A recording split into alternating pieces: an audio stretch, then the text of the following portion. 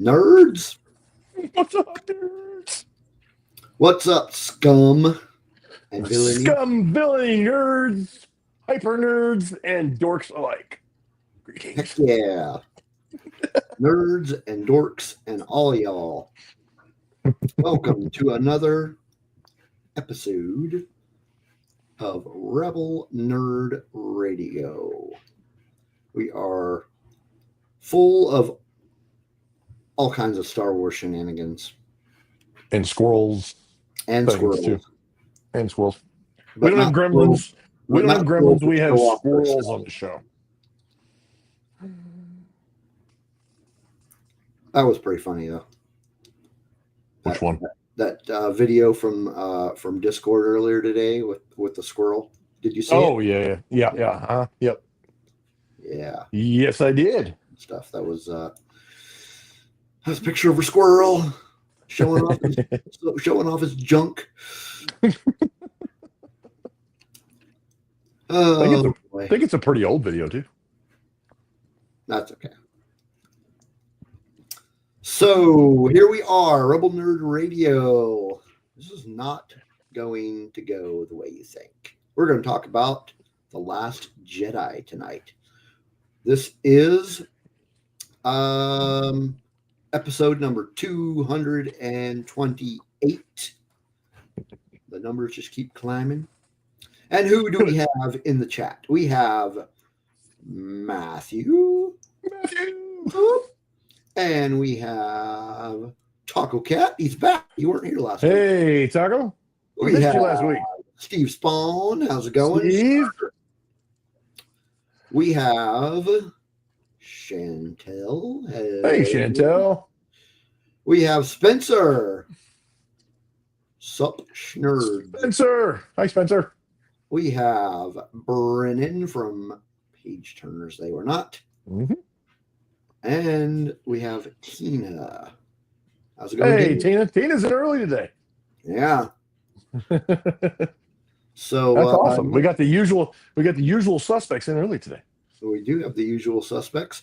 And and there's quite a few already jumping on the bandwagon tonight. Mm-hmm. Which is awesome. Awesome. So we have to. I feel like we have to do a little bit of an explanation on the why we're talking about The Last Jedi, because we're not technically, there's nothing going on with The Last Jedi. It's not like an anniversary or anything. But for those of you who were here last week, we did a 10-year retrospect on the Force Awakens, and somebody suggested that we do The Last Jedi and talk about The Last Jedi. So this will be a Last Jedi episode, and we'll just kind of run over it and conversate a little bit and talk some shenanigans about it. And who knows, it may go into The Rise of Skywalker, too. Huh? That is true, Chantel. The troublemakers are all here. Well, Kelly's That's right. Here, so we don't have all the troublemakers. Or Joy. We have quite a few. So before we get into our regular, hey, what's going on? What have you been doing this week? I wanted to take just a brief moment to memorialize, for those of you who are not in the Discord watching this show and do not know, you may know Earl, the cat, who frequently makes himself known on this show. In fact, I'm going to play a little video, and for some reason I couldn't get the video to download it. It's actually just a clip. God dang it. It's just a clip of a former video. And hopefully I can get a good way for you guys to view it. This is a video from episode number 105. This predates JD. Mm-hmm. This is an old one. We were doing an episode of season 1, episode 7, and we had a surprise guest. trying to figure out how to. Okay, yeah. Oh, I can just do a share like I do any other thing. Okay, so let's make sure we've got a good. Well, so hopefully you guys will be able to see this. I don't know how it looks on the YouTube, but here we go. We can see it. Oh, we are about to start our main event, but before that, we're going to go ahead and play our final music break of the evening. Aw, there's Andor. That is Earl.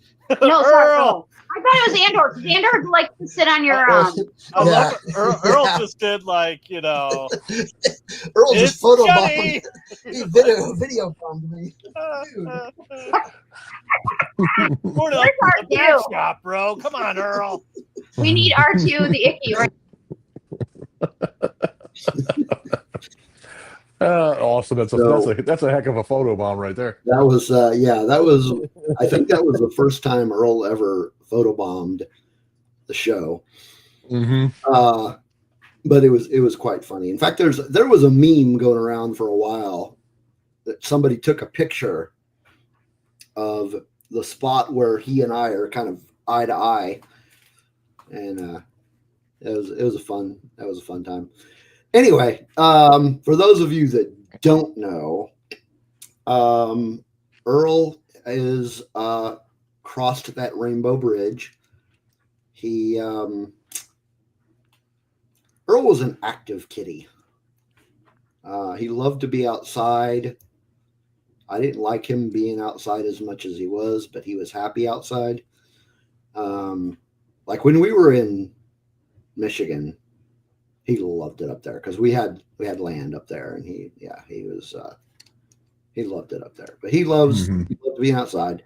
Unfortunately, he got into a fight with something. The theory is that it was a coyote, because there's a field like right behind our housing addition that he loved to run around in. And one of the neighbors said that they had seen on several occasions later, in the evening, they'd seen coyotes back there. So we think it was a coyote. We don't know 100%, but we think it was a coyote that got him. And his injuries were very severe, and the vets couldn't do anything for him. And like, even if they could do something for him, like he would have been paralyzed and not been able to go outside. He would have had to wear diapers, and it just would not have been, and he would have had to been on painkillers indefinitely, like the rest of his life. So it would not have been a pleasant experience for Earl. So we had to put him down. He was young. He was only 4. Just had a birthday. He was quite well liked. I liked him a lot. He was great. But yeah, rough stuff.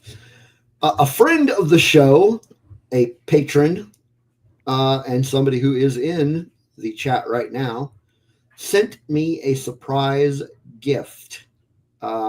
Just got it, I want to say yesterday or the day before. Got me a picture frame, and I put the picture in there. But yeah, it is sitting like right there. And it says, if you can't read that, when tomorrow starts without me, don't think we're far apart. For every time you think of me, I'm right here in your heart. Nice little remembrance. And that was gifted to me by Chantel and Josh, her boyfriend. So thank you, Chantel and Josh. Appreciate it.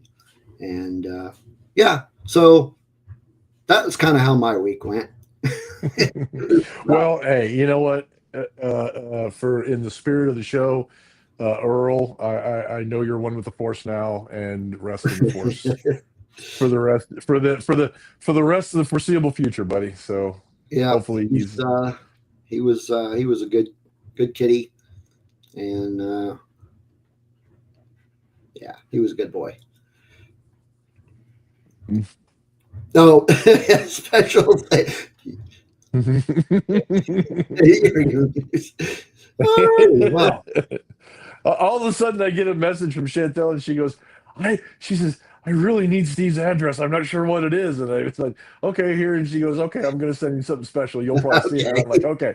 So Awesome. that's So this what was that's all, about. yeah, this was, Yeah. So that's what that's very about. Yes, Chantel, they are very much a part of the family. I'm glad I can help, Chantel.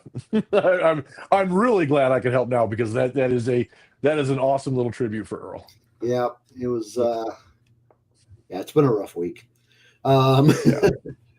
But yeah, no. Other than that, I haven't been to the theater.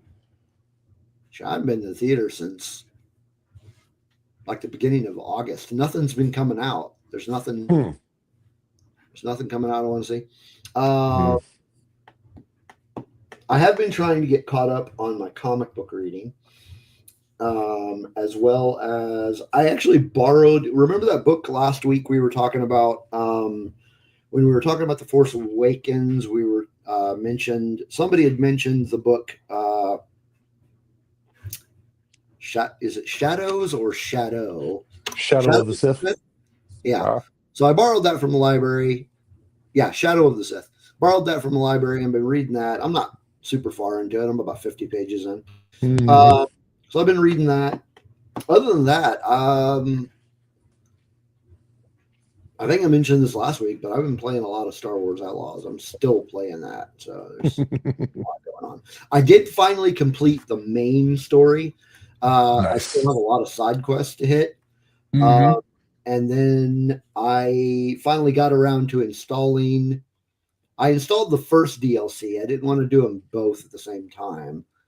So I installed Wild Card, which is the one where you meet Lando Calrissian. And I started and finished that one last night. It's kind of a short DLC. So I still have the DLC where you get to meet Hondo. So that'll be fun. But that won't be tonight. I got school tonight. But yeah, other than that, nothing. How about you? Well, so Saturday I actually participated in another troop with the Rebel Legion. I marched in a parade in full dress Jedi outfits, by the way. And yes, I was sweating down to nothing. I swear I lost about 5 pounds, but yeah, so we marched with the troop in a parade. There was about 6 of us, and we were very popular. Everybody loved us and thought we were great, and that's kind of cool. It's kind of neat to see all the love for the Star Wars characters and stuff like that. The guy who does the Vader was able to give me an entire list of everything that he has and where he bought it from, so I'll be able to order that stuff. So that's going to be in the near future. And speaking of which, I finally heard back from the Rebel Legion. I've been given a judge that I'm talking to right now about my stuff. I have to redo some pictures, and just because they want to see a few more details. So that process is ongoing. But it's getting closer and closer to being in final approval, which is great. Cool. It does make me a little nervous about the Darth Vader thing. For those of you who don't know or haven't heard, I'm going to be undertaking the Darth Vader outfit, and that way the guy who does Darth Vader for the Wichita and surrounding areas, he can take a break and he can do a different costume that he wants to do, and then him and I will trade off back and forth doing Darth Vader, either different events or different like days of the event or something like that. So but you will be wearing a proper costume. Yeah. So yeah, I'll be doing the Darth Vader thing. But like I said, it's a considerable amount of money to do everything, to have everything made. So it's going to take some time. It's going to take some cash to get it done. So it's not going to happen right away. Right now, I'm focused on the Jedi outfit, making sure that gets done, and seeing how how strict they're going to be on the outfit. I don't think they're going to be too bad because everybody that I've talked to in the local group has said that they don't see why there'd be any reason why it wouldn't be. It's just they want the different pictures so they can ensure that I have everything that I'm supposed to have on the outfit. But then, like I said, once that's approved and I'm officially a member, I'm trooping with them now. I mean, I've been trooping with them since like last month. I've been going to parades, I've been going to events, I've been doing all kinds of stuff with them. I just can't do the official Lucasfilm stuff because I don't have I don't have a 501st Rebel Legion approved outfit that is up to their standards. So unfortunately, I wouldn't be able to do anything officially licensed by Lucasfilm. But I'm just waiting. Like I said, I'm just waiting on that just to get that finally done. And like tonight, I can't do it, but tomorrow we're going to be taking pictures. Me and my girlfriend are actually going to be taking new pictures and submitting new outfit pictures so they can see the proper details on what they're needing and what they initially wanted to see. So, but like I said, Saturday I was out full dress, full robes, full everything for the thing, and it was very hot.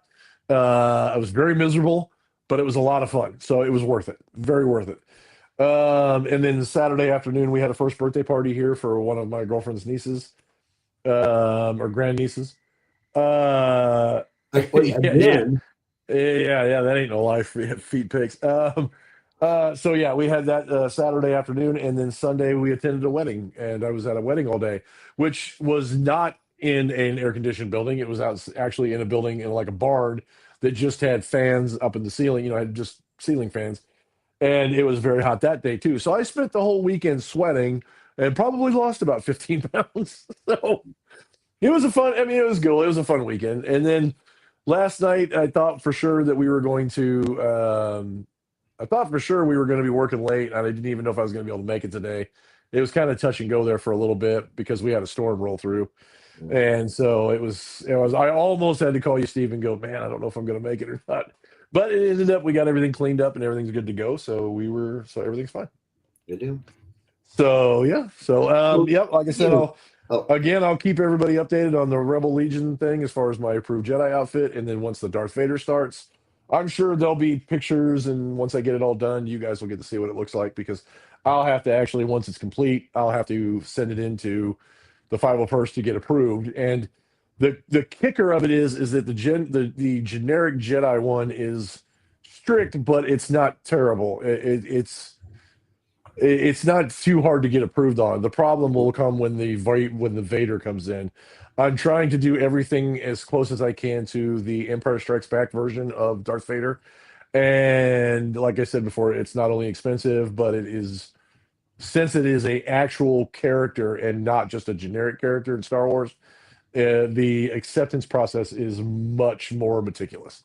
I can imagine. There's a lot more. There's a lot more details that goes into it, and everything has to be exact. So that's why, like I said, I'm doing everything on the based on the Empire Strikes Back version of Darth Vader. So yeah, so it'll be a process, and like I said, it ain't gonna happen fast, but we'll get on it. I'm gonna get on it, and that'll be the next project once the other one is approved. So yeah, so that was my weekend. Speaking of costuming, you and I talked about this last week, but I came across on the internet this other costuming group called the Dark Empire. You remember us talking about that one? Yeah. Mm-hmm. And it's like it's not sponsored by Lucasfilm, but they still have rules for their costumes. Mm-hmm. But we actually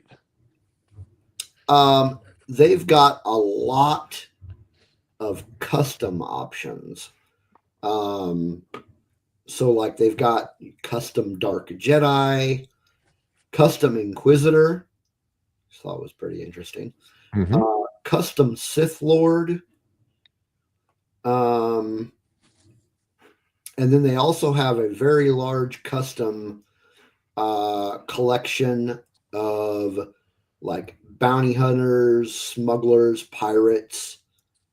And they actually have costuming guidelines for a character called Custom Underworld Scum. I was like, this sounds like a very interesting costuming group. I actually have a there's a girl in the Rebel Legion that for this group for this area, she has a Sith outfit that she did, and it's pretty basic. She just did like black boots, black skirt, black tunic, and a red lightsaber, and then she has some makeup that she does that has a few Yeah. alien prosthetics, I think. And yeah, she was saying that she got one approved for like the Dark Empire or something like that. So Okay. yeah, Yeah. pretty like cool.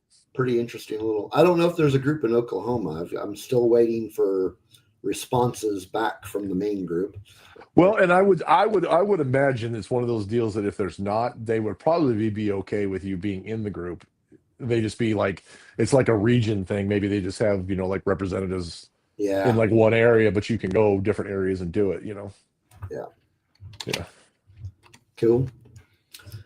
Alrighty. Well, all right. Why don't you go ahead and take over? Tell them about our social media. How do I keep getting volunteered for this? Okay, so Got to give you something to do. yeah, so at the bottom of the screen, you'll see bio.link/Rebel Nerd Radio. These are the links to our social media. If you would happen to want to get a hold of us outside of Rebel Nerd Radio on YouTube, which we encourage everybody, if you're listening to this on different platforms like say Facebook or audio or anything like that, I highly encourage you to go to start going to YouTube, subscribe to our channel, like the videos, comment if you wish. It does help with getting activity and getting us out there.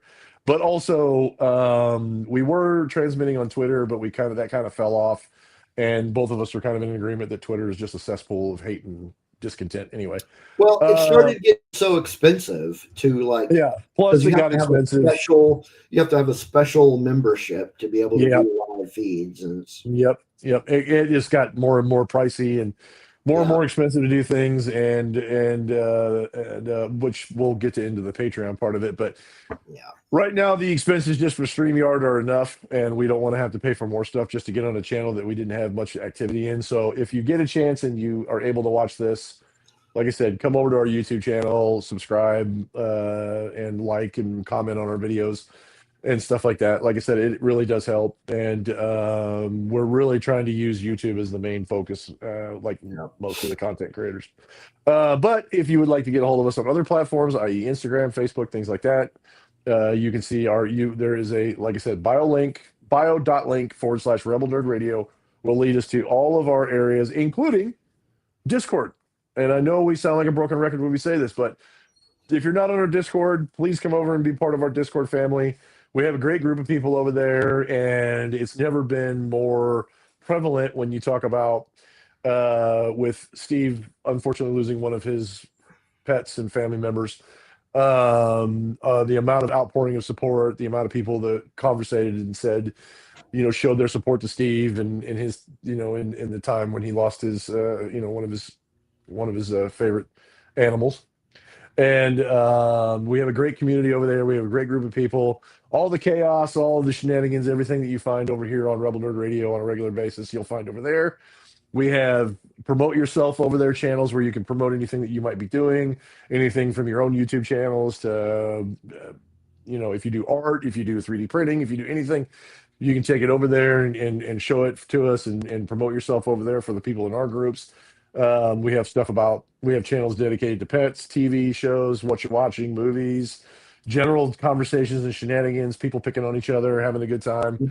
And normally you get a bright good morning from everyone or a good day, or what are you doing, butthead? Why aren't you on here talking and giving us a bunch of crap? So please join our Discord.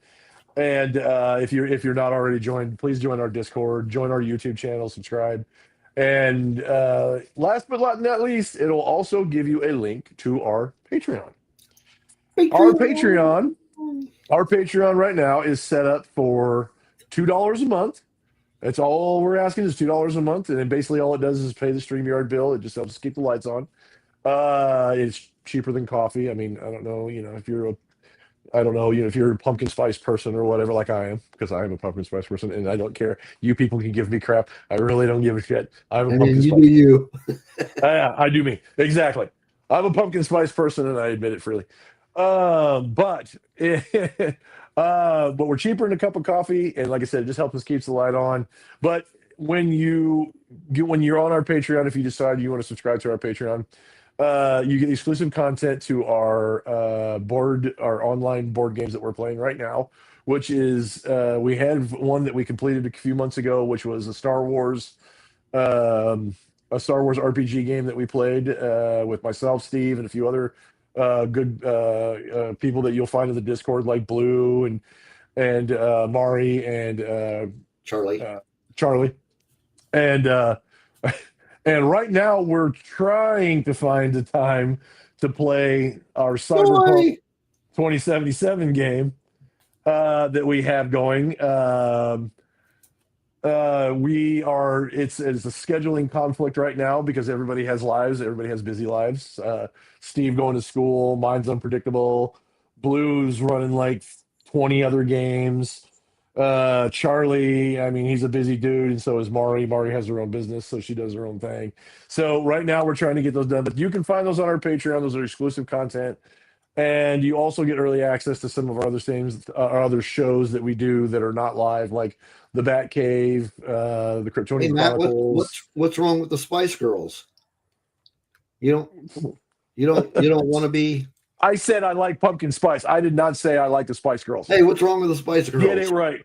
I didn't say there's anything wrong with them. It's kind of like you and ET. You didn't say you hated ET. You said it's not for you. Spice Girls is not for me. But I'll drink me some pumpkin spice. I don't give a damn. I'm just saying.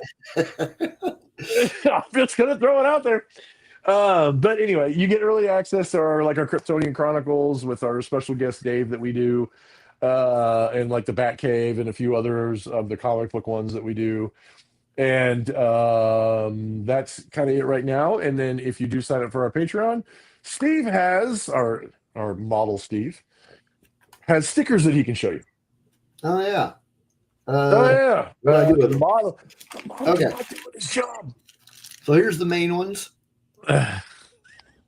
And if you want to buy any of these, hit me up on Discord and I can make a deal for these stickers. However, if you are not a patron, you cannot buy these. These are patron exclusive. And they are pretty cool.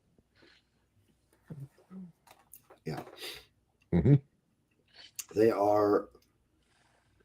Joy says Spice World was actually a pretty fun movie.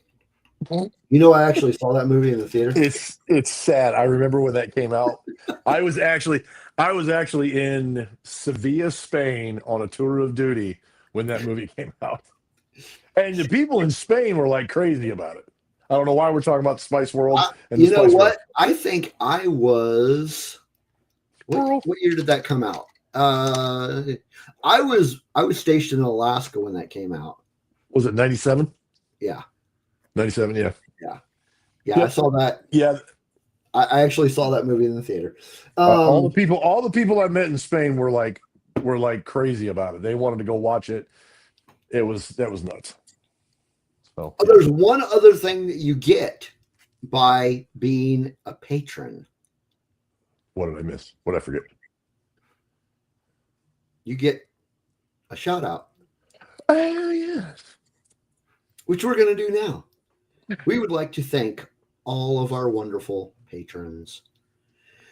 Dave Brown, Kelly and Chris Olson, Justin Hensley, Charlie Kirby, Chantel, who is in the chat tonight. Matthew is in the chat tonight. Steve Spawn was in the chat. I haven't seen him talking much. I think he might still be there.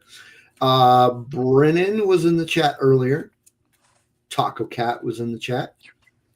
Brian, who I don't think is in the chat tonight. Nope, I haven't seen Brian. I saw him in Discord earlier, but I have not seen him. I saw him in the Discord earlier today. And Paul. So thank you for your donations. We appreciate it. And we do thank you guys so much, our wonderful Patreons and the guys in the chat. I mean, we love you guys in the Patreon. We love you guys in the chat because the Patreons help us keep the lights on. You folks in the chat are just a fun group to hang out with, and we love the engagement. We love the activity. So, yep.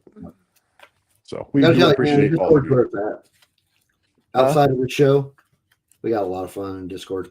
Oh yeah, we have a lot of fun. Yeah, on the Discord. whole conversation in the chat has gone to the pumpkin spice thing. So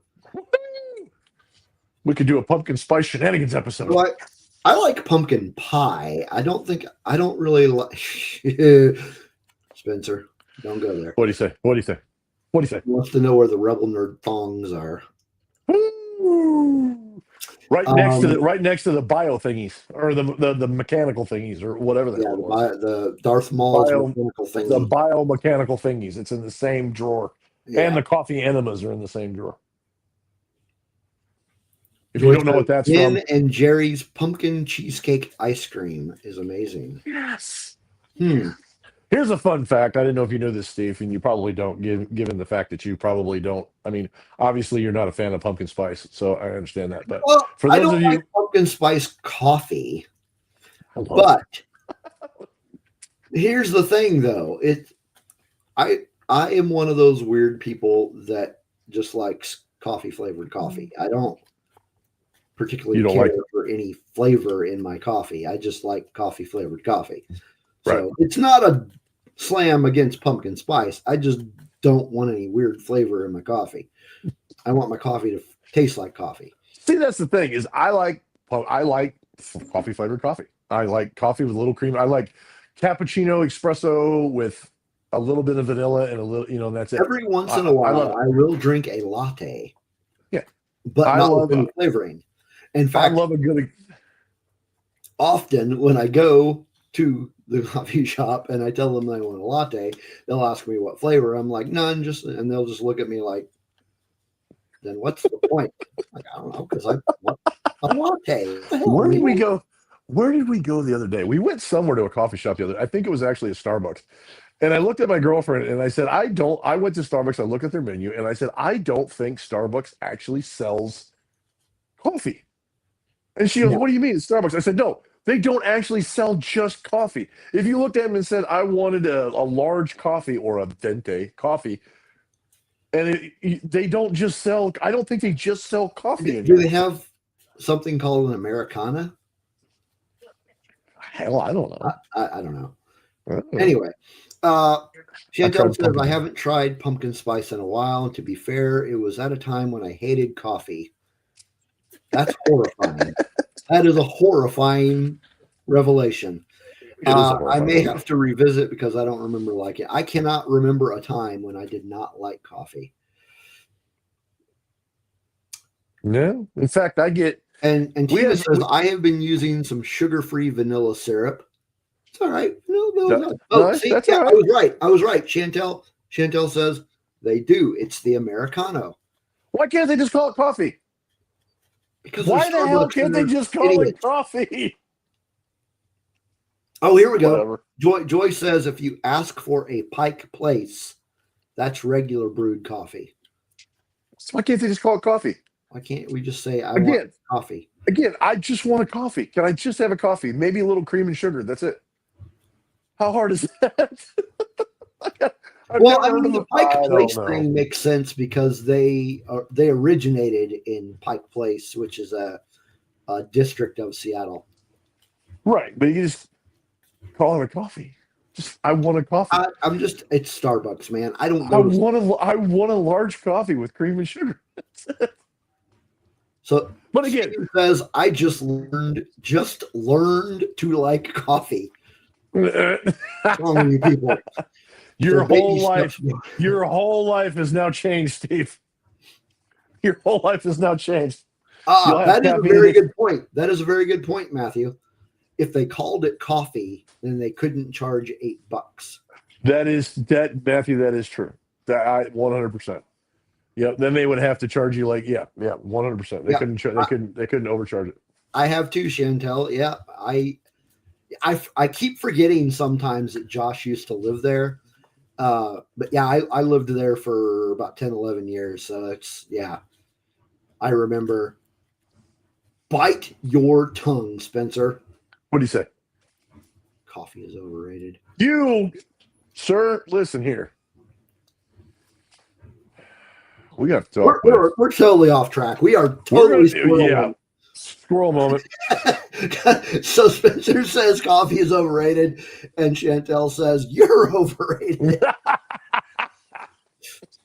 So for any of you who wonder what our conversations in the Discord are like, there you go. This is basically how our conversations go.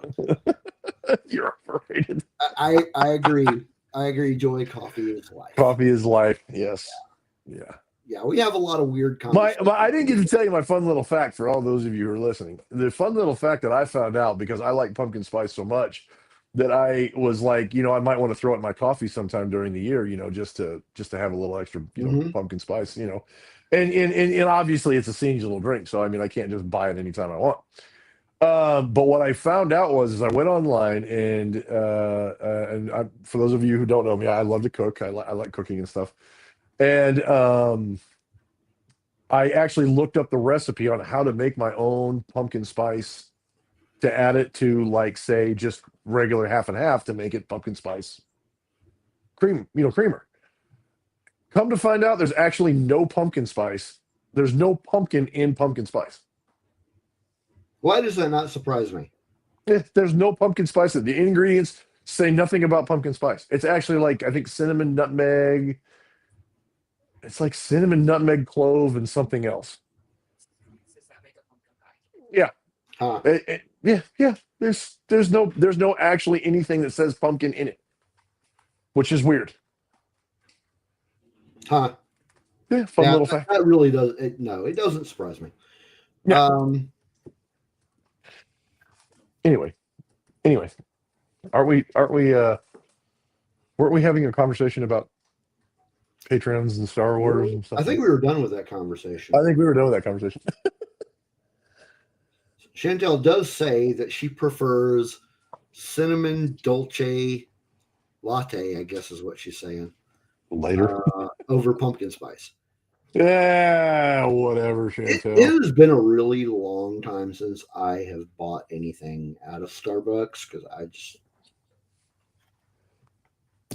We'll get there, Chantel. We always do get there. Eventually, we do get there. We do get there. We're allowed to have shenanigans, damn it. We literally have that in the Discord. One of the channels is shenanigans, and we have a mascot about shenanigans. She's a slut for Starbucks. Okay. All righty then. Somebody screenshot that and send it to me. Yep. That needs to be a T-shirt. Yeah. We need to make that an official Rebel Nerd T-shirt. That is going to be an official. I'm a slut for I'm a slut for Starbucks at Joy. Yeah. Okay, so we are going next in our rotation here. We are going to talk about new Star Wars comics, a segment whose title we still haven't come up with. I thought we came up with something last week, but then, I don't know. Yeah, we did. What was it? It was something good too. I think it was Joy that came up with it. What was it? It was. Doesn't anybody take notes? I don't. You would think we would do that. Speaking of coffee, yeah. Anyway, well, maybe we'll remember what to call the segment. But this one's going to be kind of short. There was only one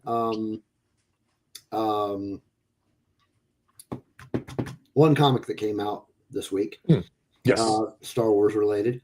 And that comic was Dr. Aphra Chaos Agent number 4. So, number Black Chrysanthemum. Huh?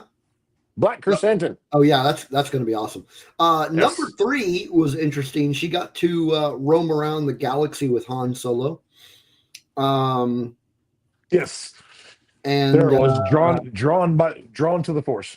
So this time she is going to be hanging out with Chewbacca. It looks like. So and I'm assuming the Black Chrysanthemum is going to be appearing in this issue as well. So looking forward to that. Let's take a look at some of the variant. And this variant cop. I kind of like the original better. This one here is, I don't know. That one's interesting. Yeah, has nothing to do with the. Yeah. Well, it depends on the Just story. Revenge of the Sith 20th anniversary variant. Okay. Why Gotcha. would they do Okay, that on one? well, Okay. So yeah, that's the only comic book coming out tomorrow. Tina asks, Spencer, do you put ice in your milk? That's gross. Oh, I think Matthew might be out of the loop. I think he was answering what our topic is. He said the Gray Jedi. Yeah, we actually changed our minds. We decided we're going to put that one off for. That was my granddaughter, Chantel. She was. I think it might be bedtime, and she's not happy. We probably will do that. We will probably do the Gray Jedi on a future episode, but we wanted to do a little bit more research. We just because believe it or not, we actually do research on the show. We do, not so much with these retrospectives. I watch the movie and don't really take. I mean, you did, Matthew. You are the one that suggested that we talk about Last Jedi. Yep. So it's you should blame yourself. So yeah.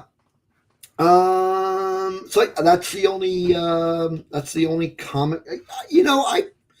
I could have swore it was Joy that came up with a good idea for. She did. She listed it in the thing. She said drawn by or to the Force. Oh yeah. Mm-hmm. Drawn to the Force. I like it. Anyway, so yeah, that's all we had. But now it is time for another fun segment. We're going to be showing our thingies. So I got a few things, like real small things, not much to talk about. What do you have? You got something to show? Yes, I do. You don't have anything? Yeah, I do. I've got a couple things. So, okay. This is kind of relevant, somewhat, to our topic tonight. In a roundabout way. I feel like this was probably in the box that you gave me, or one of the boxes you gave me, because I don't really remember a time when I would have went into a store and bought this. So I'm pretty sure this is something you gave me. Okay. And it is a Captain Phasma action figure. Mm-hmm. So she's got her cape. Good stuff. Mm-hmm. That. And also, I found a used copy of a book that I really like. It's also Star Wars, not related, very, very indirectly related to our topic tonight. It is Star Wars, but it's one of the books that I really like. That's one of the new canon novels, and I found it for like $2. So I bought Bloodline. You ever read that one? No, I haven't. I really like that. I really like that one. Mm-hmm. And then, as I said, I did buy 2 copies of the Boba Fett #1. Nice. I like those. I like those covers. Those are cool. Yeah, I do. I couldn't find all the variants, but so no, sir, Matthew. I did not partake of that McGriddle, which I clearly stated in the Discord conversation about said McGriddle. I was not hopped up on anything, especially not a McGriddle, because McGriddles are nasty. I got to agree with Chantel. McGriddles are nasty. I got to agree with you, Steve. I try to avoid McDonald's at all costs, and I only eat there maybe. Aside from the fact that it's a bunch of sugar, the smell is like it's a very, very strong maple syrup smell.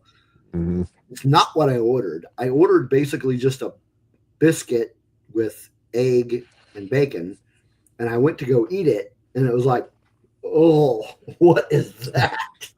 And then I looked at it. I'm like, this is not a biscuit at all. That is I agree. Chantel says you're nasty, and Spencer you're says the nasty. steak is going to McDonald's. That's fair. That is fair. Mhm. I don't frequent that place, but I don't every either. once in a while I get a hankering for one of their breakfast biscuits. Sometimes I don't have a choice. I mean, I go to their, and about the only time I actually ever eat there with any enthusiasm is if it's in the breakfast time, because I like their little breakfast burritos that they have. Those things are good. I haven't had one of those in a while. Unfortunately, sometimes I eat too many of them. But See, and that's another thing, Matthew, is so like often, not often, every once in a while, periodically, I will get a hankering for one of their biscuit sandwiches. Mhm. But I'll say 8 times out of 10, they've done something wrong with it. And in this case, they didn't even give me what I ordered. They gave me a freaking McGriddle. No, I get that, Chantel. I don't agree with the McGriddle as part of that. But I also don't really like sweet all that much. I do. I would say probably the burritos and the McGriddle is probably one of my favorite things from there. I mean, that's really honestly about the only two things that I really look forward. Every time only two things I look forward to eating. I've ordered the burrito, I have never had a problem with that. Yeah. Man, we are all over the board. We are all over the place. We're terrible. We're terrible. By the way, I was going to tell you that Captain Phasma, by the way, that is a Black Series Captain Phasma, and it was in a box of a bunch of figures that I gave you that I had extras of. So there was a whole box collection of those things. So in that box, you'll find more of them that you'll be able to show off. But yeah, that's what that is. That is actually a loose Captain Phasma Black Series is what that is. Okay. Yeah, and I know like people are like they don't like it, but I like Gwendolyn Christie. I thought I didn't watch as much of. I never finished or watched the entirety of the Game of Thrones series, but I like Gwendolyn Christie in it. She did a great. I think she did a fantastic job. Yeah, that's who that is. That's Gwendolyn Christie, and and as Captain Phasma, I think she didn't get as much screen time as I think she should have. I think she should have gotten a lot more. I think her character should have got a lot more time. But I mean, that's a discussion for another time. Yeah. Anyway. Yeah, she didn't get a whole lot of. She got that book, and I keep meaning to read it, but I never. Yeah, I have heard that Phasma book is actually really good. I wonder if the book and the comic book are the same story. I don't think I've read the comic book either. But I could not tell you that. Could not tell you that. So, Spencer, have you read it? Have you read the Captain Phasma comic book? Oh, you know what? You haven't shown us your thingy yet. No, I haven't. I was actually trying to move along and get us to that. We'll get there. So, Steve, you'll remember this. I actually wanted to show these because they've been sitting in the room since we came back from Texas, and I want to get them hung up. So, I wanted to show these tonight so I can get them hung up. And like I said, I think you were with me when I purchased these. These are really cool. What they are is it's actually an aluminum plate. Ooh. That is, you know what I'm talking about. You know what I'm talking about? Yeah. Yeah. So what it is this is actually an aluminum plate that has had stuff printed on it. And I originally wanted the banners that go along with this, and Steve can attest to this. They were huge. They were huge banners. I mean, they were the size of, I would say, what were they, Steve? 6 foot long. I think they were 6 foot long by at least 6 foot long by about 2 foot.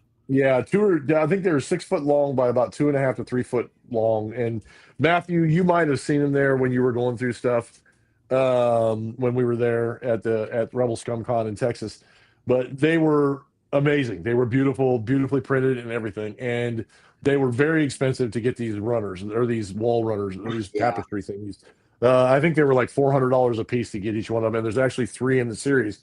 So I actually chose the cheaper route for obvious reasons.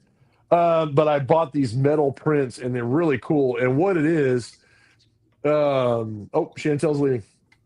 What? Why are you leaving? What'd I say? Oh. Chantel says mile in grocery store. It's because I don't like the McGriddle. I see how it is. Oh, bye, Chantel. But what this series is actually, what they call this series is actually called the Journey of Anakin Skywalker is what this is called. And I'll show you the first one and you'll recognize what it is, but I'll kind of give you a little bit of a. But here you go. Yeah, that was. These are completely on metal print, and you can see the artwork, the Naboo fighters, the droid control ship, and like I said, these are completely on metal and printed on that. Pretty darn cool. Imagine This is a cheaper option. 6 feet long. Yeah. Imagine that 6 foot by 2.5 or 3 foot wide. Yeah. And yeah, you can imagine, and it's printed on like a canvas cloth material. Yeah. So I mean, they were freaking cool. They were neat, and I think if I remember correctly, the tapestry ones had like Arabish on the side of them or something like that. I don't remember. Oh yeah, that's right. I think they had some kind of other print on the side of them and stuff. But there's the first one, like that, and then here's the second one in the series. I like this one because this is probably one of my favorites, because one of my favorite ships is the Jedi Starfighters from Star Wars, from Episode 3. I love these things. So this is the third one here. And then the third one is, and this is pretty stinking awesome too. Yeah.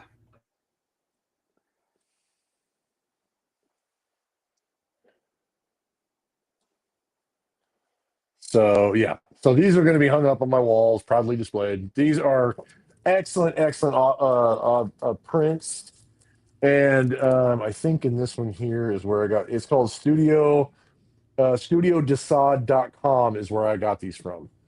And it's like I said, studiodesade.com. Studiodesad.com is where I got these from. They were down at the Rebel Scum Con, and they had these. Plus, they had other genres that they had printed as well. Yeah, that's right. They did have a lot of Star Trek stuff that was really cool. They had Star Trek stuff. They had Serenity. They had oh, that's right. Yeah, they had Serenity. They had what else did they have? They had I think they had Lord of the Rings too. I'm pretty sure they had Lord of the Rings. And they had other stuff that was like original prints that they did that were like, hey, Smirking Bear. They had other original prints that they did too, were like the gods of Egypt and stuff like that, and like had an Egyptian theme to it. Really cool art. If you get a chance, go check them out. Studiodesad.com. They have some great prints, great stuff. The stuff is a little bit pricey, but I can tell you, but looking at these up close, looking at them on the screen is not going to be near as good as what you see when you get to see them up close. The prints are very good, very detailed. They're very awesome prints. Like I said, I'm going to be happy to display them on the wall. I'll have to show you guys a picture of it when I get it done. And yeah, I'm ready to put these up on the wall. They've actually been sitting in my Star Wars rebuild room for about, I don't know, since we got back from Rebel Scum Con. And they're ready to go. I'm ready for them to be up on the wall. So that's why you guys are getting to see them today, is because I'm ready for them to be up on the wall. So yeah. Definitely. So there you go. Good times. Yeah, those were awesome. Oh yeah, Spencer. Rebel Scum Con was such a good time. Yeah, Spencer was at Rebel Scum Con with us too, and he saw them. I think he got a chance to look at them and see everything that they had. Spencer, you can throw it up in the chat and kind of attest to everything that we saw when we were there. Yeah, they had a lot of stuff, and we looked through it with Spencer a lot too, and it was very cool. A lot of cool stuff.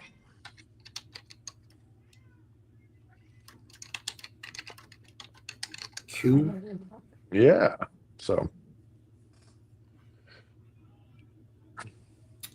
yeah. So there's our show me your thingy segment. Show me your thingies.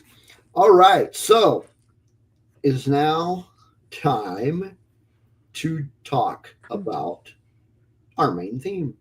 We did get there. Chantel missed it. But we are going to be talking about The Last Jedi. So, no, we're not talking about the bionic thingy anymore. Sheesh. So, let's start off with I do want to reiterate before we start. I do want to reiterate a disclaimer.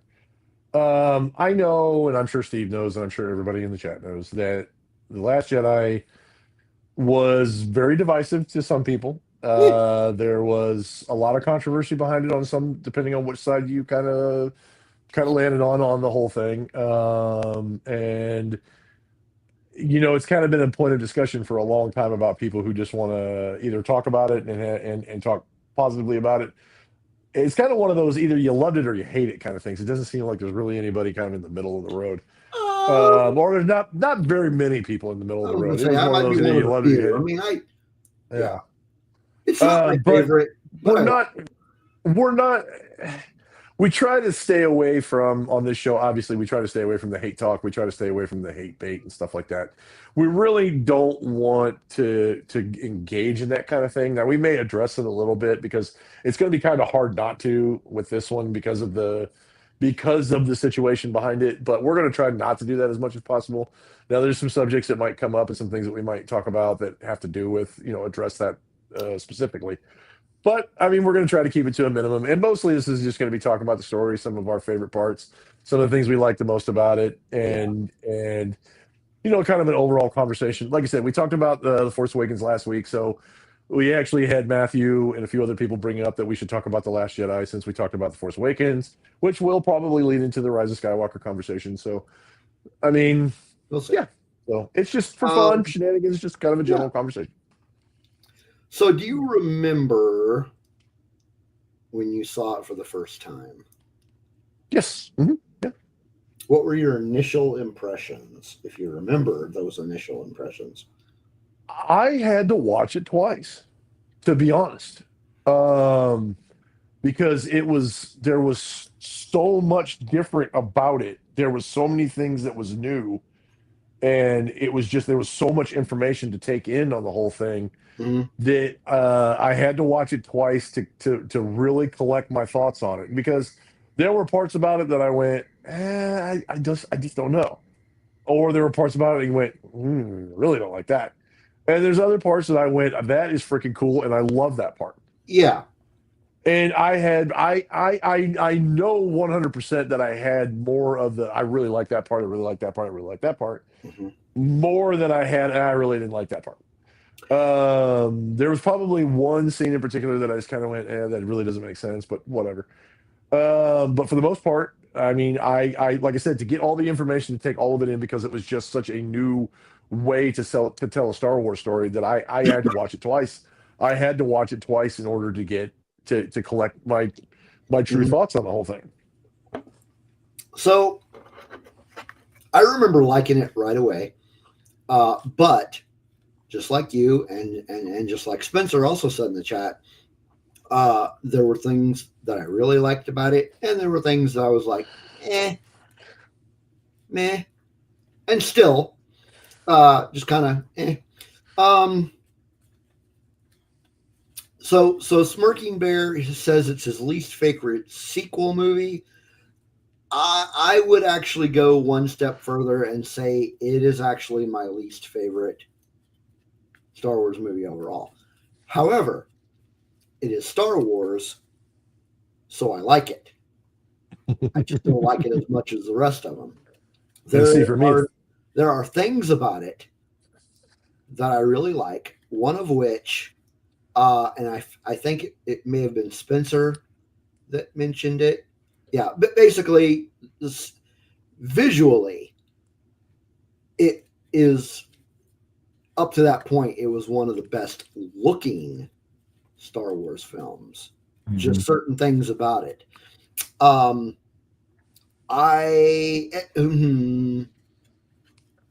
save this for favorite moments, but yeah. No, there were things I really liked about it, and like I said, there's things that even today I'm just like, nah. See, I thought visually it was fantastic. I mean, cinematically, it's just astonishing. Probably out of all the Star Wars movies, and I hate to say this because you know me and Return of the Jedi being my favorite. I would say that the Force or not the Last Jedi is probably cinematically probably one of the best Star Wars cinematically. Cinematically,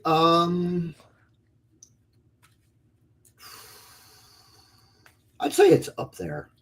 I mean, I would say there's I would say it's probably one of the. And I know, don't hate me because I didn't say that about Empire Strikes Back, because I think Empire Strikes Back ranks right up there with it. I think Empire Strikes Back and probably The Last Jedi are probably cinematically probably some of the best Star Wars we've ever seen.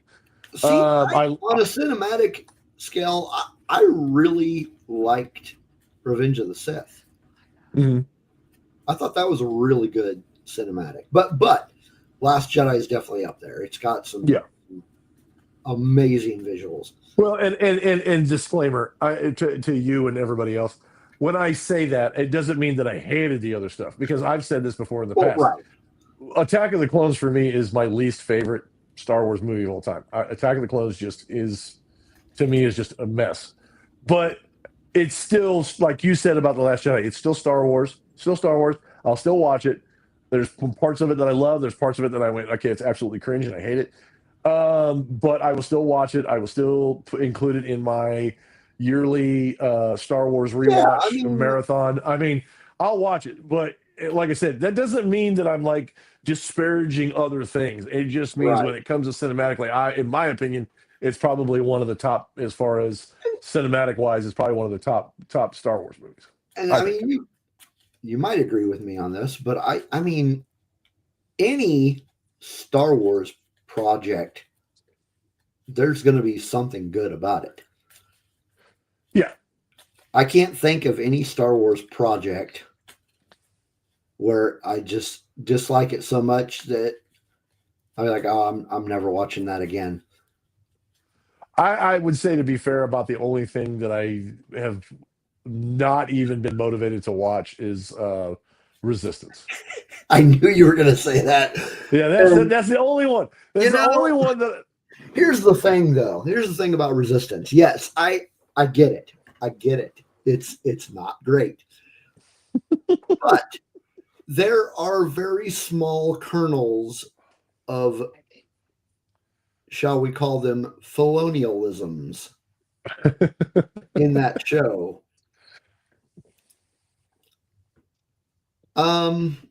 But yeah, I'll still watch it, but like I did start a rewatch, didn't even make it through the first season, but I've got other things going on. I don't know.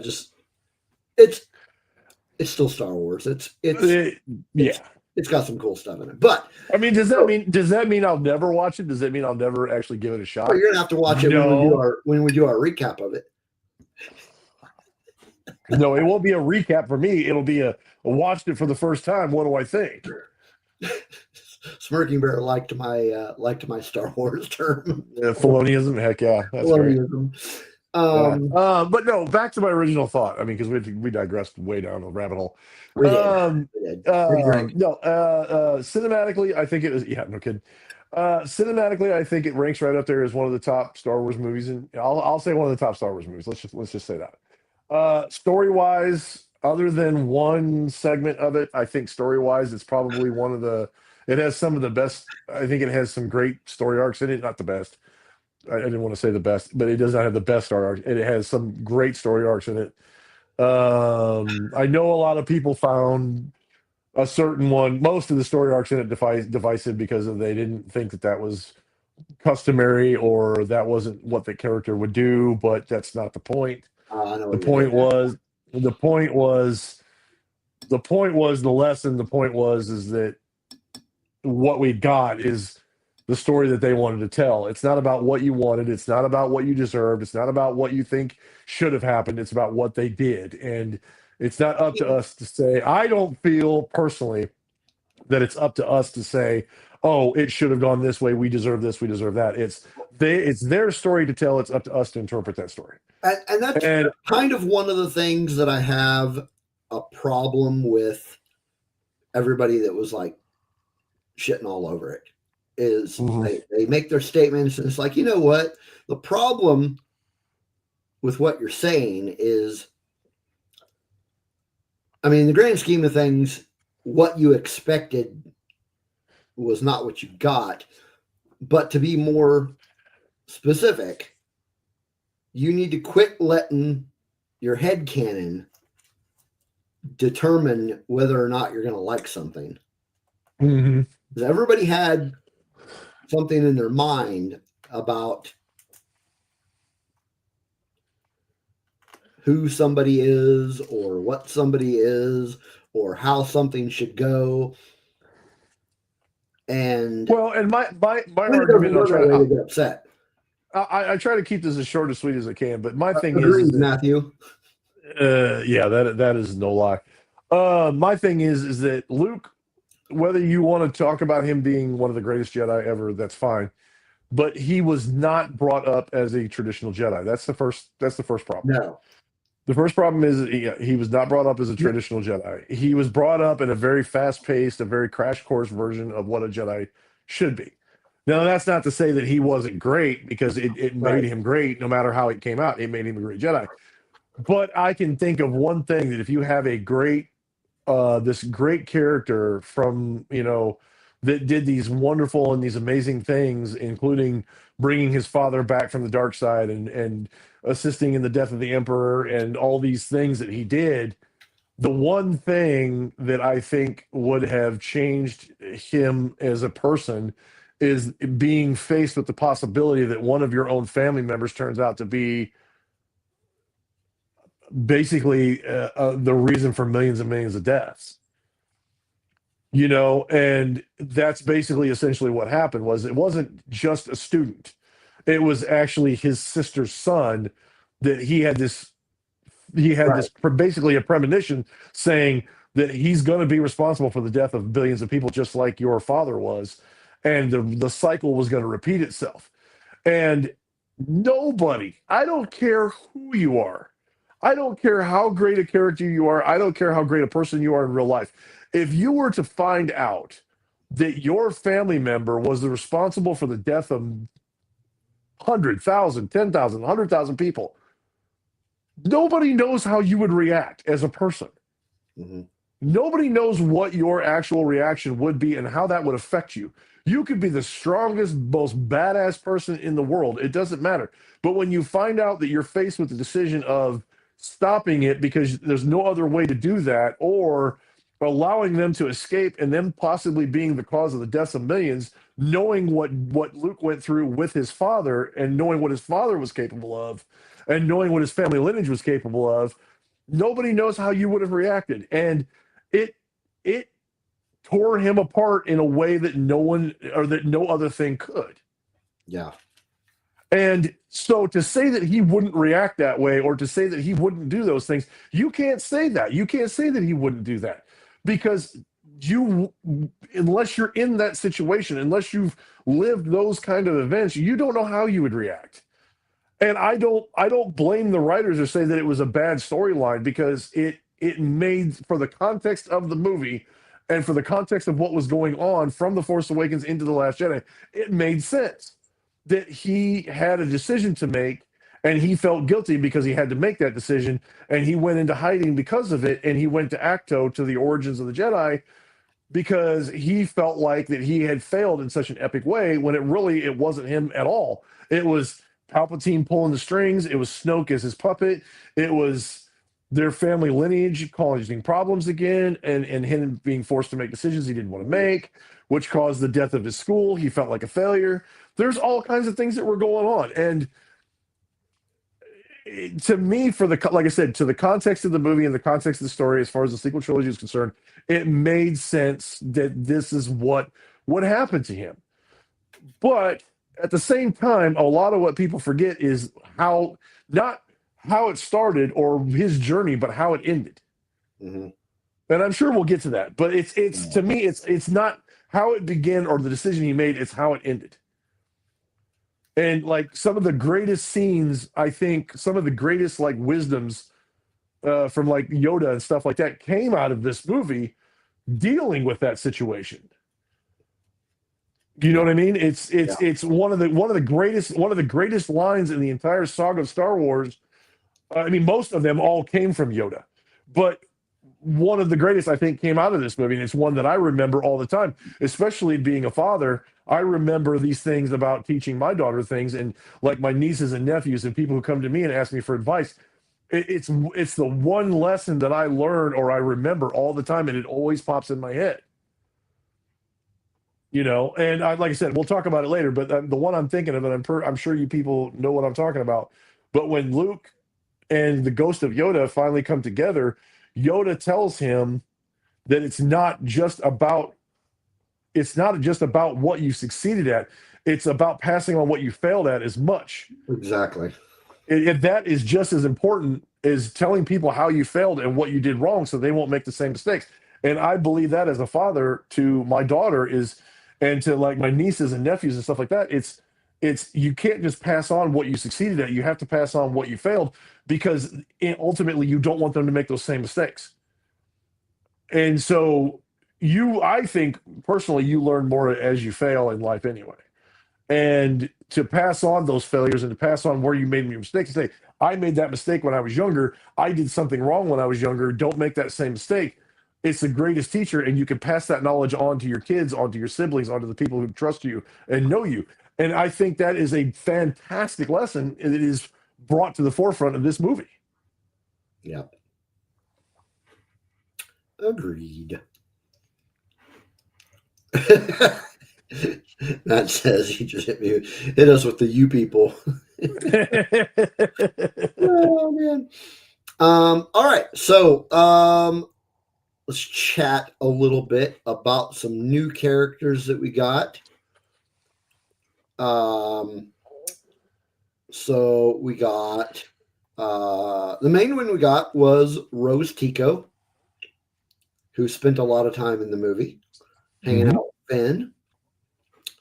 I think on social media she got a bad rap.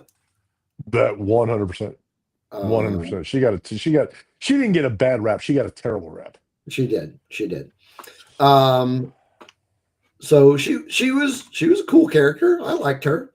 And then you have Admiral Holdo, who did something meh as a character, meh. But what she did, the sacrifice she made, was a definitely a top 10 moment of the film as far as favorite moments, because that was badass. You want to hear my funny philosophical take on Admiral Holdo? I 100% feel like that she is a character in this movie, kind of like the red shirts are in Star Trek. She basically was put in there to be sacrificed at the end. That was the whole antithesis of her character. Was this character is here? We learn about her. We get a little bit of information, and then guess what? They're going to sacrifice her at the end. She is literally. I mean, Star Trek has red shirts. Star Trek or Star Wars has purple dress and purple hair. Yeah, see, I kind of agree with Matthew. I think she was a little filler. It's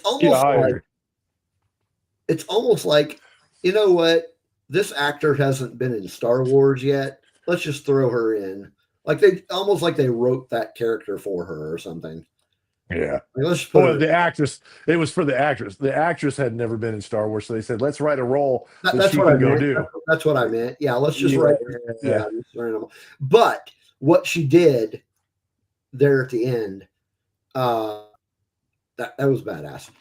And here I'm going to insert just my little opinion on this, and I've heard people say this before, and I've said it before myself in an argument. I honestly, of things in a movie that if I could change them to make it seem like the movie made more sense and it actually made it a little better, to me, I think that if they'd have actually taken Admiral Akbar and put Admiral Akbar in that position instead of Admiral Holdo, where that was the last stand of Admiral Akbar, I think that would have made much Yeah. more sense. That would have made much more. That would have made it more agree. meaningful.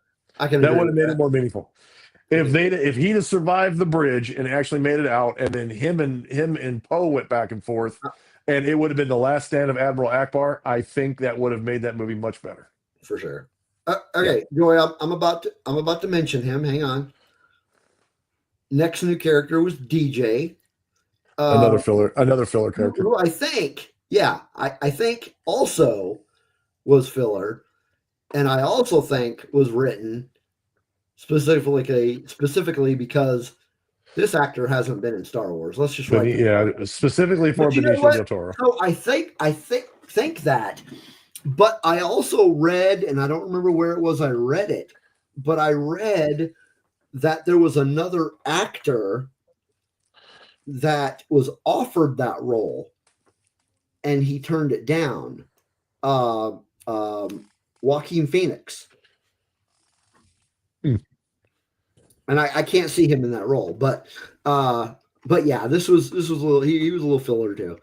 I 100%. I think he was there to explain something. I think he was because I think we'll get into it about the whole because I mentioned it as I put it in the notes I think or I mentioned it to you in private chat. Because you were saying about adding stuff to the show for tonight. I said I wanted to kind of touch on the who was that? There was somebody in the background.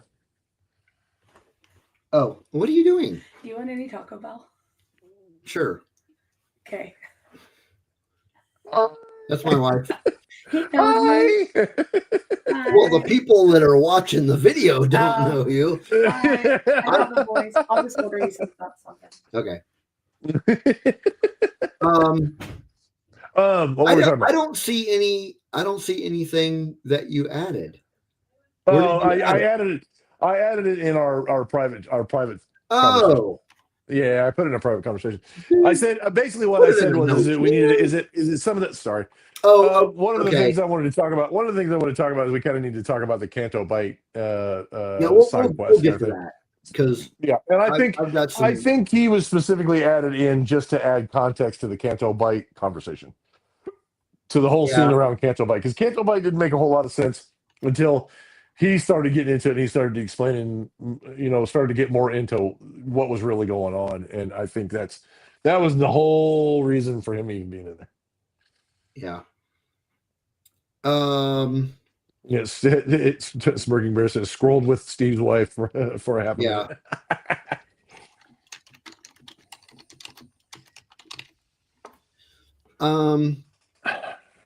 I was still looking for I'm still. Yeah, probably. Okay, so while he isn't kind of new, but not really, is we actually saw Snoke. Yeah, we actually see him in person. And I kind of want to say something in defense of that too. Maybe it's just me. I don't know. You folks will have to look at it and kind of make your own judgments. So, and please do.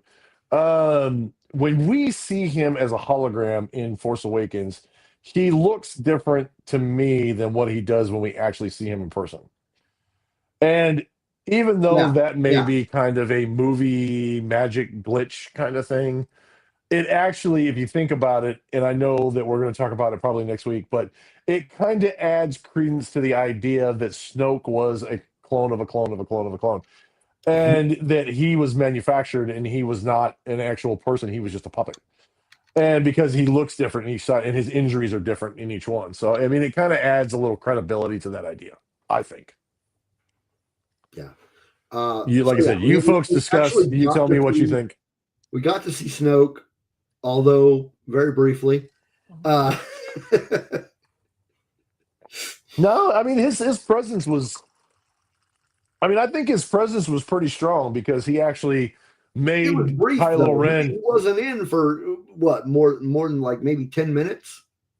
Yeah, but he had a good. I mean, like I said, he had a good impact because he got Kylo Ren so mad that he actually broke his helmet. He actually, I mean, he just forced him into that rage to just let the rage take over. And then when he actually has this confrontation with Rey, You see that he has power. You see that he has abilities. You see that he can do things, and he has a lot of influence over Kylo Ren. But obviously not enough, because Kylo Ren got to the point where he's like, "All right, I'm tired of you, dude." And yeah. yeah, Well, yeah. I mean, you could that's part of that whole conflict thing. Matthew says Because I sound like he was definitely conflicted, and Snoke was trying to push him over the edge.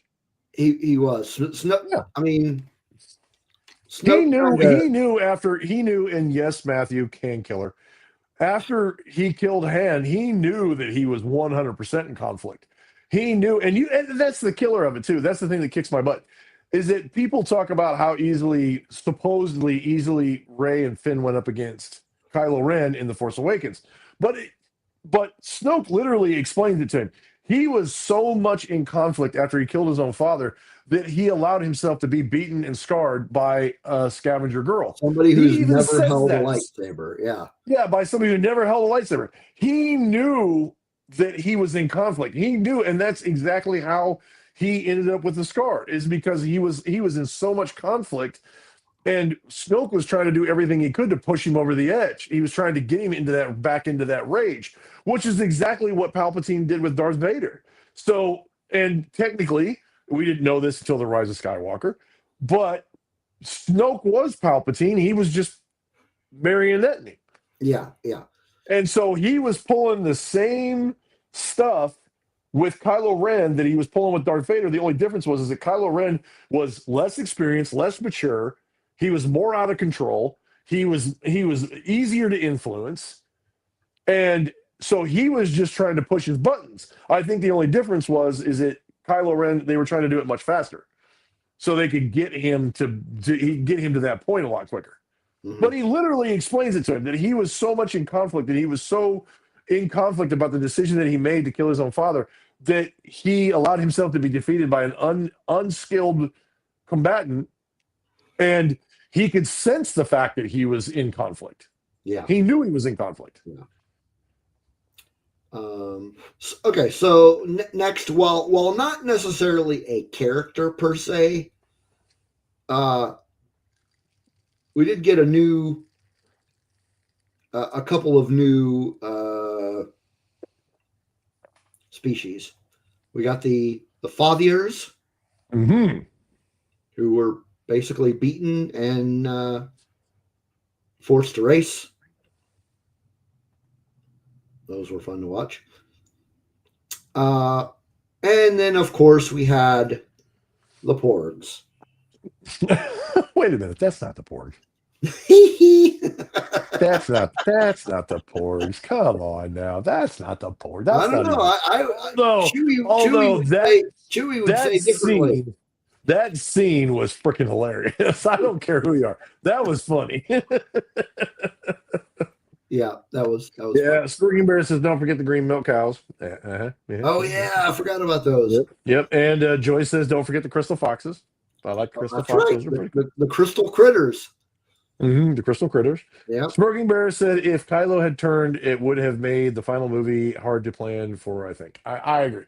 The final movie, which we'll probably get into, was already hard enough as it was for various reasons. But yeah. I agree. 100%. So some other new things that we got were some planets. So we saw it very briefly at the end of Force Awakens, but we got to see much more of Octo. Mm-hmm. Which, if you are interested, because I looked up this information and I'm interested about this. This is actually really cool background information too, by the way, if you don't know about it. It was filmed on Skellig Michael Island, just off the coast of Ireland. So it's an actual island, and it is an actual monastic island. Like in history, there were monasteries on this island. So the cool there, and I thought that was pretty cool. Well, The cool thing is that one, it's no longer occupied. They don't actually have monks there anymore. Right, right. That's the one thing. But the structures in the movie that you see, for the most part, except for a few ones where they had to do practical effects and they didn't want to ruin the ancestral sites, those are actual ruins on the island. So like the dwellings they were living in, the steps, everything on there actually exists there. So you can actually go there and you can actually go there and visit. That's not movie magic. That's how it actually exists. It actually exists, and it's really cool. You can go there and visit the island and look at it and stuff like that. And all the porgs are all, and I think we discussed this in the last show, but all the porgs are actually, or no, we discussed this in bestiality. Our beastery. Did you say bestiality? I said bestiality. Oh my god! Holy crap! In the beastery, sorry, in the beastery episode that we did, because it's so close together. Sorry. Oh, the chat's gonna go nuts with that one. Yeah, I know. That's okay. I deserve it. It's all right. Freudian slip. No. In the beastery episode that we did, we actually talked about how those were birds that existed on the island, and they had to figure out some way to explain them, so they used porgs. Yeah. Yeah. JD's going dark. Here they go. There he's dark. Oh boy. Yeah. No, we're not having a bestiality episode. Oh my gosh. We're never going to live that one down. And then another planet that we got was Cantonica, which is the planet where we find Canto Bite.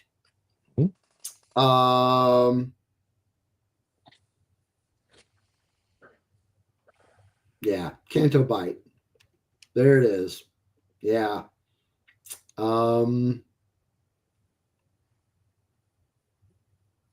I mean, so I don't what?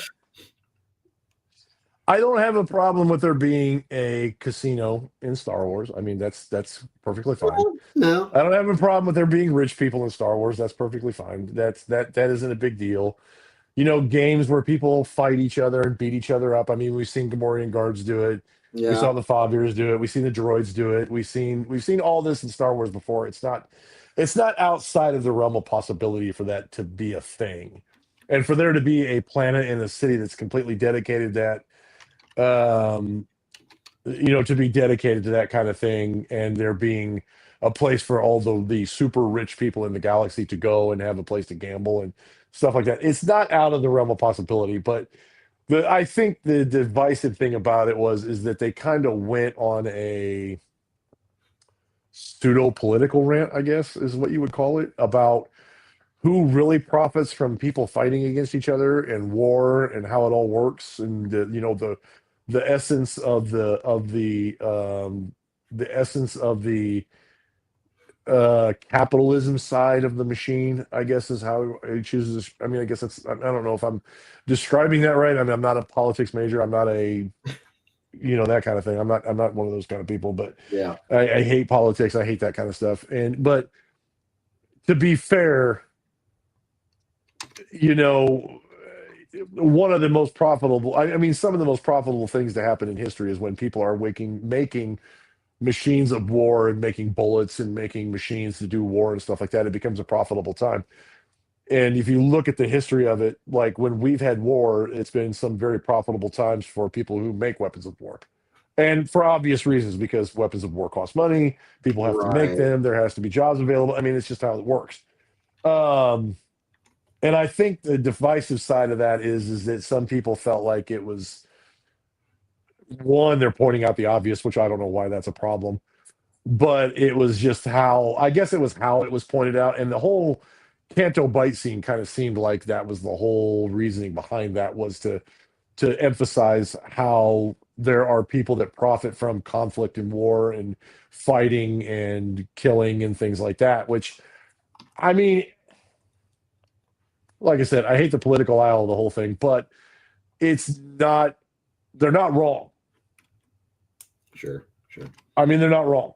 But yeah, I mean, Canto Bite, it was there.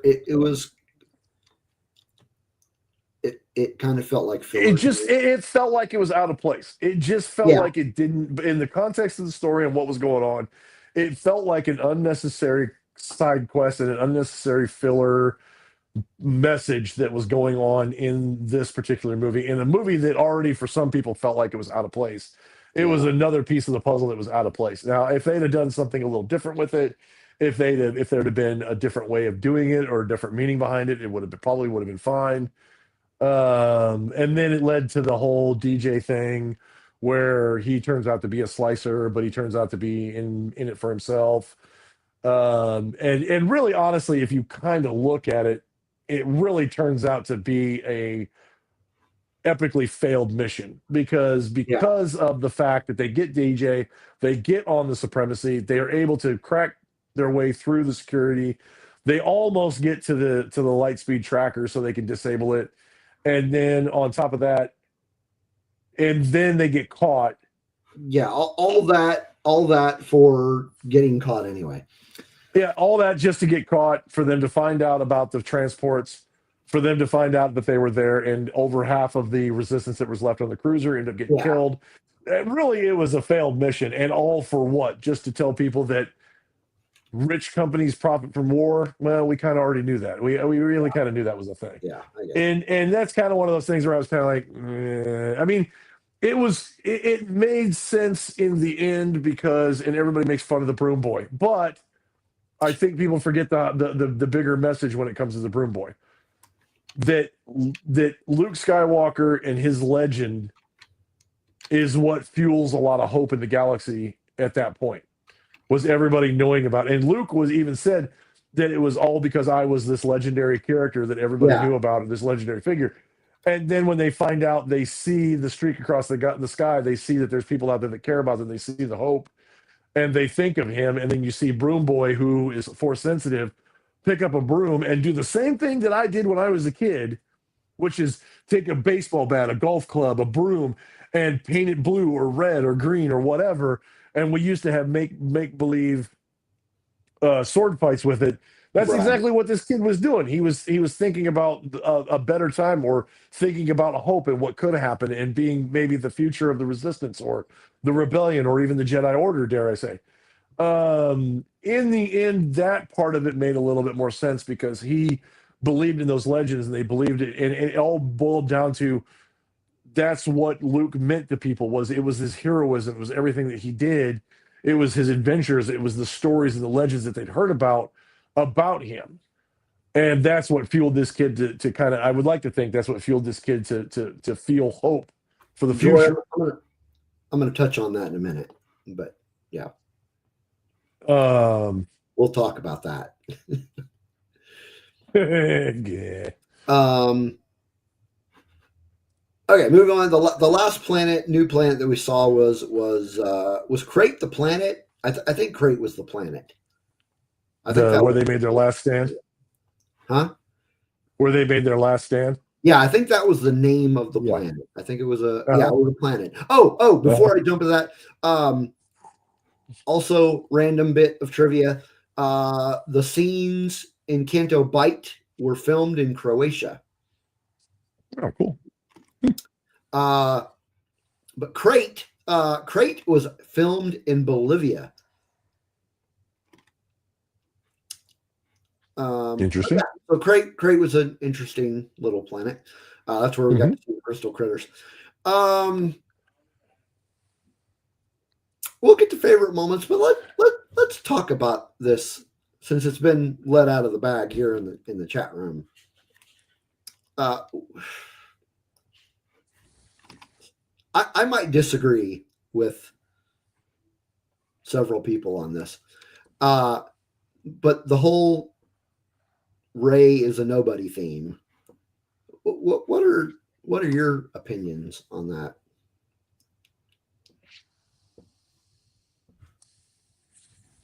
I think there was too much buildup of her being somebody that they couldn't just say, "Oh, it ends up she's a nobody." I think that might have been what J.J. Abrams was trying to do, was trying to say that she was a nobody. But I kind of feel like there was too much of a buildup that she she belonged to someone. That there was a that I don't. she had a there was a purpose for her being on Jakku. There was a reason why she was having these flashbacks of being left there, because there was a story there. We just didn't know what it was, and I feel like they invested too much in. Rey has an origin. She came from somewhere. We just don't know where that is yet. Right. And I feel like if the payoff was, oh yeah, it turns out she's nobody important. She just is a Force user. I don't think that the payoff of her being a Palpatine was bad. I just think it was done in a wrong. I think it was rushed. Yeah. But See, that's something we'll get to in the Rise of Skywalker. It was rushed. I don't really like the idea of her being a nobody. I don't agree with it. I don't. Says Smirky Bear wishes they would have kept with that theme because it made her more relatable. And while I can see that side of it, this is the Skywalker saga. These people are all interconnected somehow. Like, there aren't any nobodies in this story. Mm-hmm. These are, I mean, in the grand scheme of things, the entire saga is a hero saga. And they are all, like, they call it the Skywalker saga for a reason. And I don't think. Well, and the issue too I is, don't like you the said, idea that they came out and said, "Oh, she's a nobody. She's just somebody that has the Force, and that's it." well, it's like you said. If you look at the Last Jedi and the Rise of Skywalker, like I said, if you look at it through a lens of not what you should have gotten, not what you deserve, not what you feel like should have happened, if you look at it through a lens of what actually happened, this is the story. This is what we got. This is what we need to interpret. Mm-hmm. If you look at it from that perspective, I don't think that it is as much of a problem as people like to think it is for her to, number one, be a Palpatine, and number two, for her to be part of a found family, which is a quintessential theme of Star Wars, Right. is found family. Right. So the fact that she could have been a nobody, it could have worked. I guess it all depends on the story that they told. That she was orphaned for some reason, and she found Luke and she found Leia, and she decided, it could have worked. I'm not saying it's a bad thing. I'm just saying that I think that there was too much invested in the fact that she belonged to someone, and there was a story there that we were building up to that Mhm. felt like if she just ended up being a nobody, that would have deleted the payoff. It was like that would have diminished the payoff. Yeah, And I think it was that whole thing with your parents were nobodies. That was kind of like a wah wah wah moment. Yeah, if they'd have gone, oh yeah, by the way, you're nobody cares, nobody, and they said, oh well, in the Last Jedi, that's what Kylo Ren tells her, and I'm like, because the dark side doesn't lie a lot. Yeah, seriously, I mean that's the whole point of the dark side is deception, and we talked about this throughout, and I've even made comments saying that the dark side is about nothing but deception. But the dark side is nothing is nothing if it's not trying to deceive people to either cause anger or to cause for their own benefits. And they have literally, I mean, Palpatine continuously lied to Vader. I mean, he lied to him all the time. Oh yeah. In my opinion, Darth Vader or Palpatine lied about creating Darth Vader. He lied about it. There's no question in my mind that he lied about it. Yeah. He lied about what happened to Padme. He lied about him being the source of all of his problems, even though Palpatine was manipulating him from the behind the scenes the whole time. He lied about his son. He lied about all kinds of things. I mean, that was his whole mantra, was to lie about everything to ensure that he got what he wanted out of everything. And that was just the thing. And then Kylo Ren lying to Rey about you're a nobody, you're this. No, she wasn't. And he knew damn well she wasn't. Yeah. He was just trying to lie to her to get her to join him. Right. Because at that point, he was so full of rage. He was trying to fix his narrative. Yeah. He was trying to fix what was wrong with him by lying to her and making her a part of what he had going on in order to accomplish what he wanted. He didn't care Right. about, at that point, at that time, he didn't care about where she actually came from. He didn't care about actually what was important to her and knowing about who her parents were and knowing about what was going on. He had his own goals he wanted to accomplish, and of course, he lied to her about it, 100%. And Oh, yeah. I don't think that should be in question. All right. Well, let's move on and let's talk about some of our favorite moments. Yeah, Joy says Kylo was trying to convince her she needed him. Exactly, 100%. And if he could convince her that she was a nobody, Right. then she would say, "I'm a nobody. I should go with whoever supports me the most." And throughout the movie, there's this whole dynamic between the two of them, trying to convince him trying to convince her that they should that they should work together, and her desperately trying to get Luke to do what she needed to do, and he didn't want to because he had his own issues going on. So yeah, I mean, it made sense that he would try to convince her that she's a nobody. Yeah. Favorite moments, though. One of my favorite moments is the really the beginning space battle, especially the interaction between Poe and General Hugs. General Hugs. Oh, that's hilarious. Your mom called. She's very worried about you. Yeah. I'm sorry. If you didn't laugh at that, I think that you've lost your humanity. I really do. Because Yeah. it was funny. It That was was hilarious. funny. It was funny. I don't give a damn. It was funny. Yeah.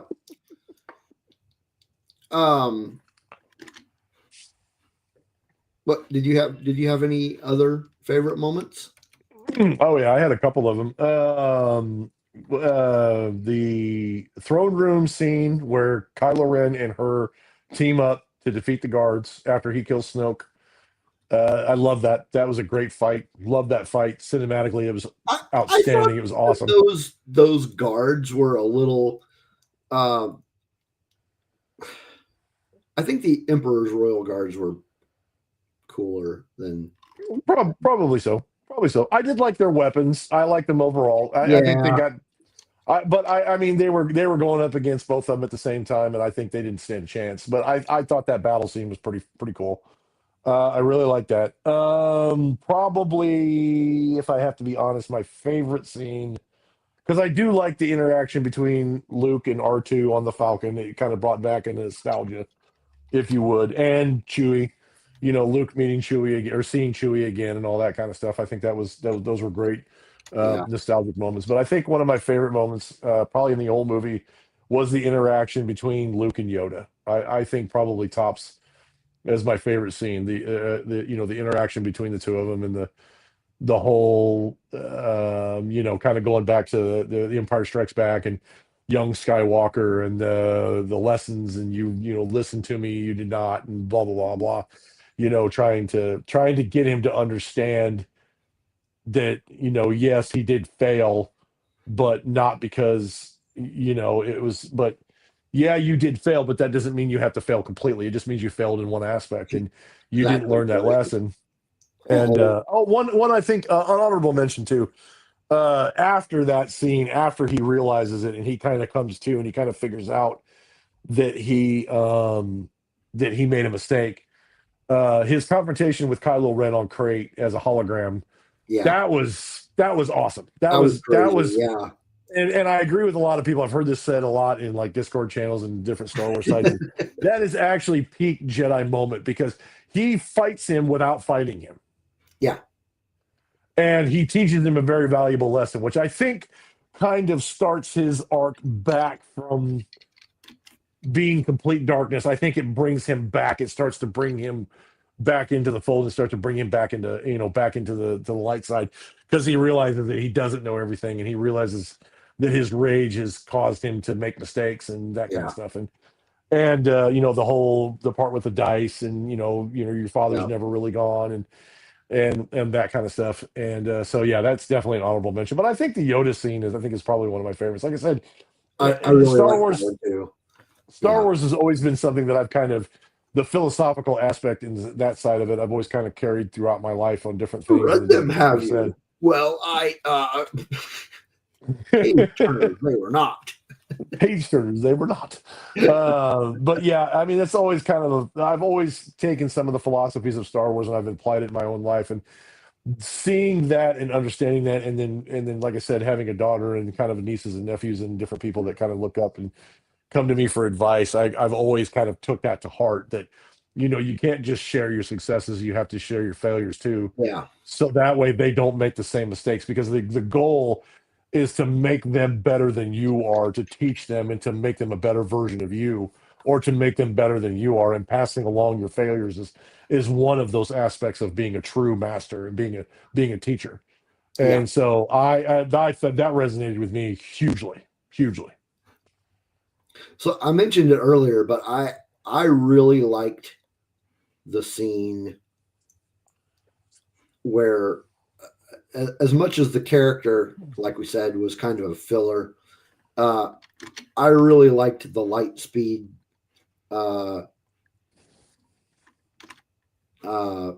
destruction by Holdo of the when she sacrifices herself. I just thought that was awesome, where she just like light speeds through the ship. Mm-hmm.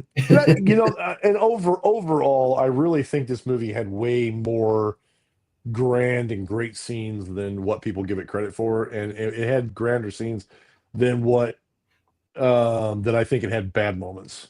And Mhm. even the part where Finn like wakes up and he fights Phasma, he goes toe to toe with Phasma. Yeah. I have great respect for that, because it shows Finn's growth, and it shows him actually, going from being a scared stormtrooper and being scared of Phasma, being scared of the First Order, Yeah. to a ship actually blowing up around him, and all he can think about is going after Phasma. And Yeah. as much as people may hate her character and may think that she's lame or a nobody or whatever, she represented to Finn the oppression and everything that he felt. And his fight with her, I think, is kind of where he had kind of his point in the movies, where he turned and started actually standing for what he believed in, and becoming that better person because Yeah. of his fight. And that's where, hey, Gap, Hey, Gap showed up. at the end. No, that's one of the. I mean, I think that scene would have had more impact had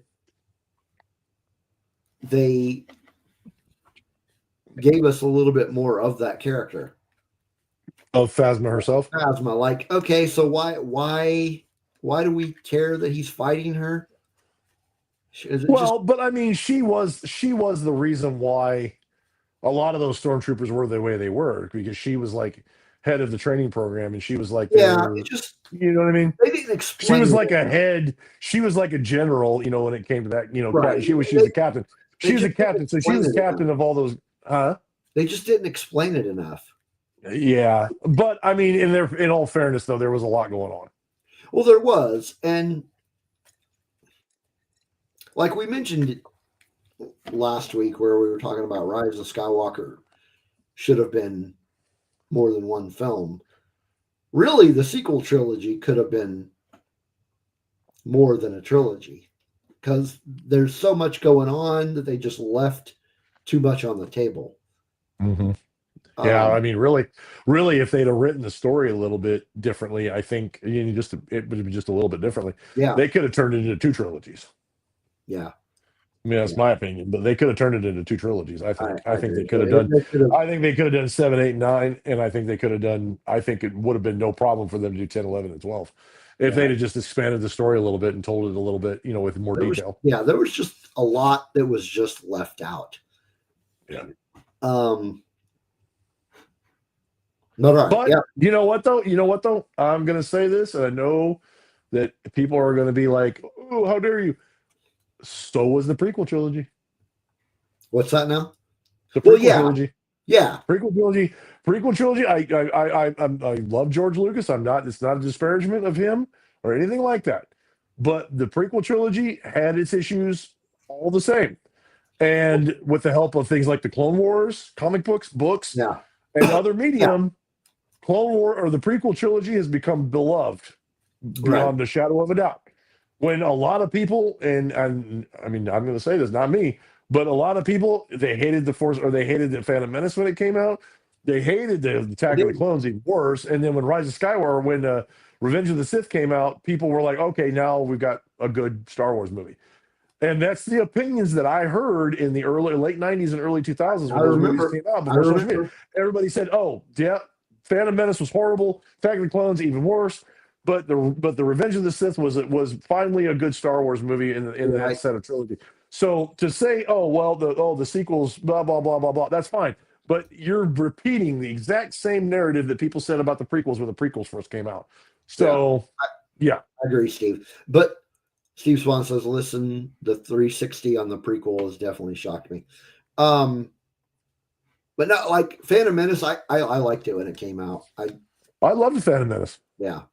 And I'm sorry, I don't give a crap what anybody says. And my girlfriend will attest to this. She's sitting right over here.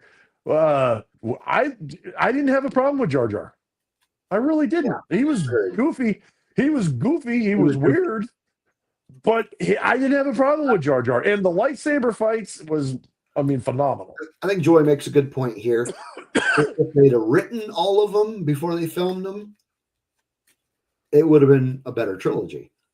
If they would have had, I think they were just trying to get things out because Disney was like, oh, we own this now. We got to get it out there. We got to do something with it. They didn't have one singular vision. I will attest, and it's I want to say basically two things, but three things. One, I completely agree. There should have been one director, one story. Two, they were definitely rushed. Oh, yeah. And three, I have a feeling things would have been a lot different if we hadn't lost Carrie Fisher. Agreed. Yeah.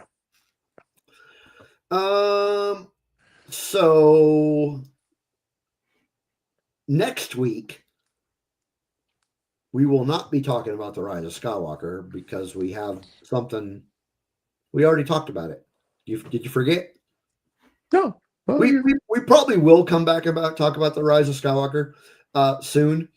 But we decided to jump on this sooner than later. So we're going to talk about the new Rebuild the Galaxy, Pieces of the Past. Mm-hmm. So we're going to talk about that next week. The week after that, maybe we'll do the Rise of Skywalker. We did the Rebuild the Galaxy did just come out. For those of you who don't know, it's the continuation of the first Rebuild the Galaxy. So yeah, if you haven't got a chance to see that one, go watch it. We did do I believe we did an episode on it. And since it's fresh, it's brand new, we're going to watch it. We're going to do a thing. So we're going to take a temporary hiatus from the sequel trilogy. And then, like I said, like he said, the following week, we'll come back and we'll do the Rise of Skywalker to finish. Yeah, I think so, because the 14th is, for now, a tentative date based on somebody else's schedule on us possibly doing our Darth Maul episode on the 14th of October. Matthew, I got to interrupt. Matthew, that is blasphemy. JD does not hate George Lucas. I have never said that. Never would I volunteer that information. I have never said that. That's not even funny to joke about. That is blasphemy. Also, that never going to happen. Never going to happen. Not going to happen. Maybe we can do it. Maybe I can do a supplemental Rebel Nerd Radio episode with me and somebody else who wants to talk about ET. Yeah. So next week is the 30th. We're going to do the Rebuild the Galaxy sequel. The 14th, possibly Darth Maul. So that does leave an open spot on the 7th. So maybe that's when we'll do Rise of Skywalker. I'll have to, on the scheduling thing, Steve, I'll talk to you after we get off the air. I'll have to talk to you about that. Okay. Anyway, Yeah. thanks everybody for jumping in the chat, hanging out with us, talking Last Jedi. We'll see you next week for more Star Wars shenanigans. And may the Yes. Force be with you. Like a panther.